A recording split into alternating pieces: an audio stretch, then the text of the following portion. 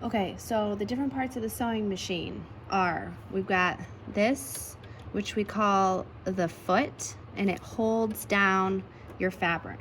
Okay, so your fabric goes under here, and then in the back, or sometimes on the inside. So on this sewing machine, the little thing is here. A lot of times it's on the back, so you reach your hand in through the center of the sewing machine to lock it down. This is a very important step, so I'm going to do that now. So you can see, oh look, my light turned on. You can see when I locked it down, now my fabric is stuck in there. I can pull on it and it's not going to move. I unlock it and it comes out. Okay? Put it back in there. Before I start sewing, I have to lock it down. Okay?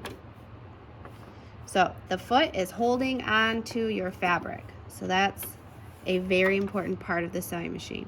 Obviously, this is the needle here. This button right here that goes up and down, this puts the sewing machine in reverse. So that's why it's kind of got this backwards arrow, reverse. And we'll use that at the beginning and the end of our stitches.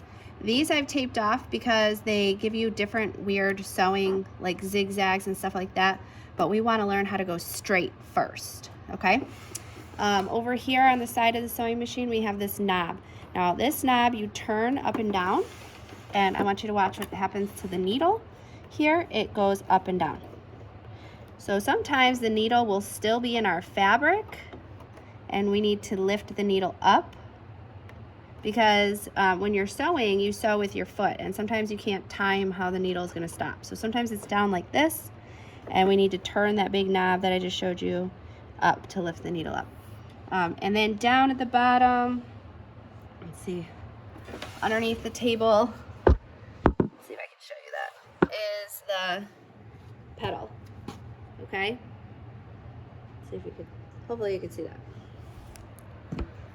So those are the parts of every sewing machine. Now on each sewing machine it might be a little bit different, but it's generally the same. So once you understand those parts, oh, and what I'll do is I'll show you the inside too. Okay, so we just saw that the yarn comes down here and hooks in and goes through the needle, and then there is some thread that comes up from the bottom.